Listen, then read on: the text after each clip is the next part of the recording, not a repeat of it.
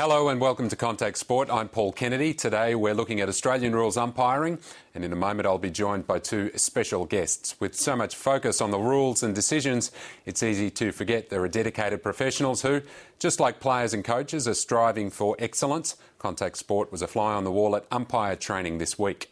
Got the leg speed, might need it in the end. It's a goal. That is a super... Oh, it's not a goal. Goal umpire says no goal. Over the line. But it's a super play. What's happened here? They don't know. Let's have a look. Oh, that's a disgrace. That's a goal. That is a disgrace. That's a goal. He's in perfect position, the goal umpire, and he stuffed it up. That is unforgivable. That is. He should never go umpire again. And we have a look at a quick kick here. Now, the North players are saying touched or hit the post. And... Tony will take the repeat group out under the freeway. Is there anyone interested in an easy 30 minutes? Yep. No? Yep. Okay, so Jack will take the easy 30 minutes. You might actually just go out for 15 and turn around and come back the whole way. And then the Latour group can meet in the gymnasium to do the fartlek on the bike. He's actually a horse trainer.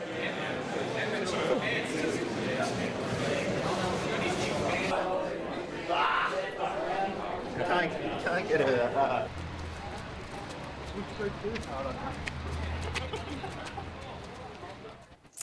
And they were the umpires running off for their Wednesday night session. I'm joined by leading AFL umpires now, boundary umpire Ian Burrows and goal umpire Luke Walker. Thanks for joining us. Thanks for having us. It would be good to get some insight for today's show and just why, first of all, you became umpires. Ian, we'll start with you. What brought you to being a boundary umpire? Well, I played lots of junior footy, obviously, when I was younger. Played through to like the end of juniors, under 16s, and was still pretty keen to stay involved, but I wasn't necessarily that keen to keep playing.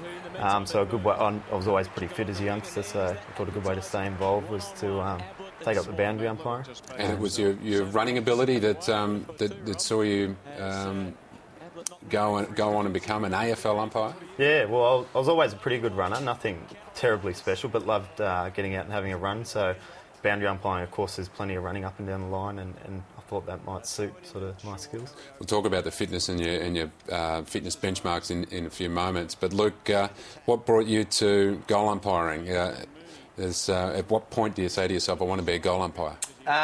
Well, back when I was going to school, one of my mates was actually a boundary umpire at the local association, and he asked me if I wanted to come along, and I thought boundary umpiring probably isn't quite for me. I'm not a great runner.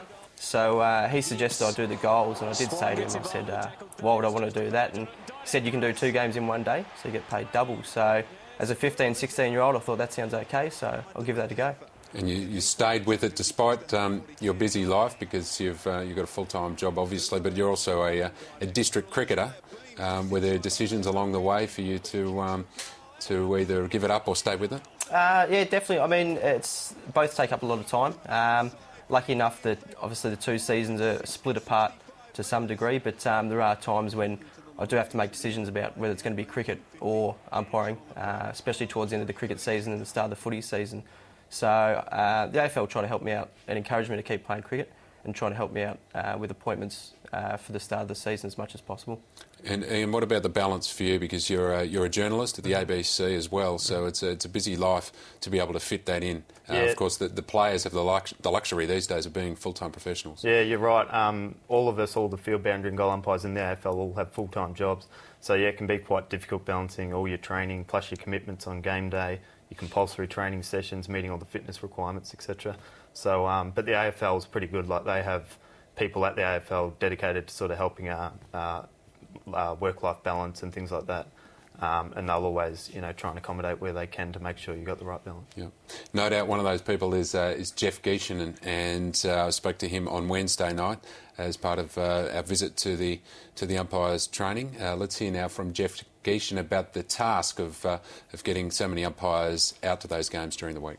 There is a lot of pressure goes with that. I mean, we have 8 rounds a week, or 8 games a week. We're a little bit different to the clubs, obviously. They have one team to look after and maybe a reserves team, but we have 8 teams of umpires that go out every week to perform. And Across Australia, we put out 188 people. That's field umpires, boundary umpires, goal umpires, interchange stewards, timekeepers, ball stewards, all their observers and coaches that we expect a level of performance from. And I guess when you've got 188 people going out there, there's always the opportunity or potential for one or two of those to maybe have an off day, maybe make a few mistakes.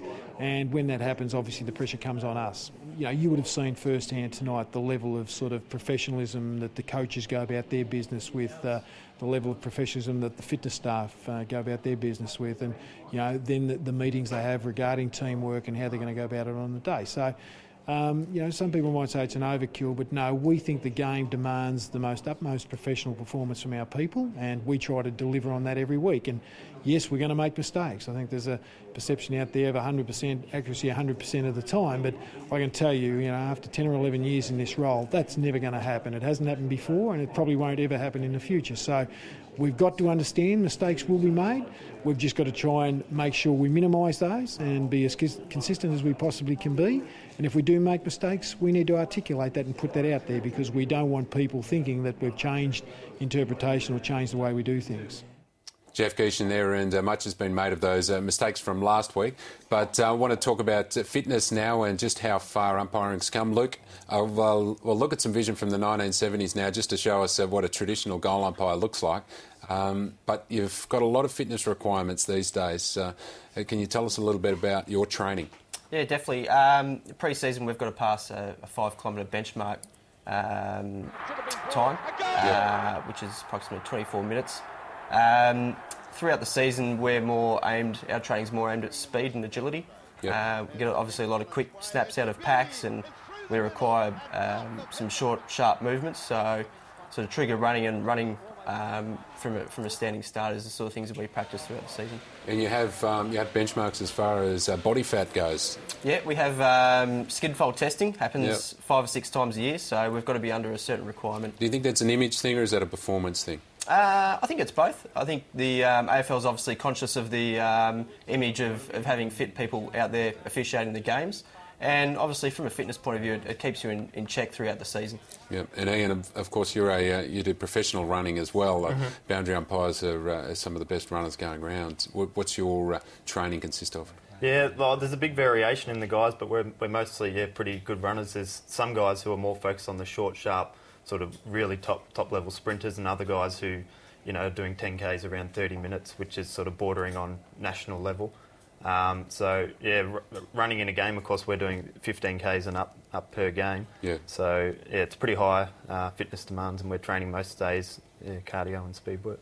All right. Well, let's look at the other pressures that you have and the mistakes. We've touched on it briefly, but there was a lot of criticism last week of some of the goal umpiring decisions, and I asked Jeff Geeshan on Wednesday night just what he thought about the immediate criticism that is given to umpires, and this is what he said. We always say that if we've made mistakes and if they're blatant and there's a level of performance there that's not acceptable, we're more than comfortable with any level of criticism that comes our way. I guess the umpires, and I've been close to them now for a long time, where we do get frustrated is when they actually get it right, and some commentators still infer that they got it wrong or infer that, you know, it's not right. That is really frustrating. On the vast majority of occasions, our guys get it right, and it does become frustrating when people continually look for the fault, look for the wrong in what they do when they do so many good things in a game. The Laws Committee meet several times a year, and Andrew McKay has been around the club and got a lot of ideas and consulted heavily there. So a lot of this information we've been privy to and sort of realised the stuff is in the pipeline.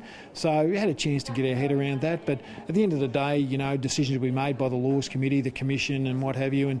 And at the end of the day, we will do what we're asked to do. It's quite simple. Would it be easier for the goalies, though, do you think? Yeah, there's certainly merit in that. I mean, we saw the Hawkins one in the grand final last year under this system. That would have stood as a goal and we wouldn't have all the controversy. And we saw one with Brad Green the other week, exactly the same thing. So there is a bit of merit in it, but again, it's not my decision. It's something we made by the people in charge.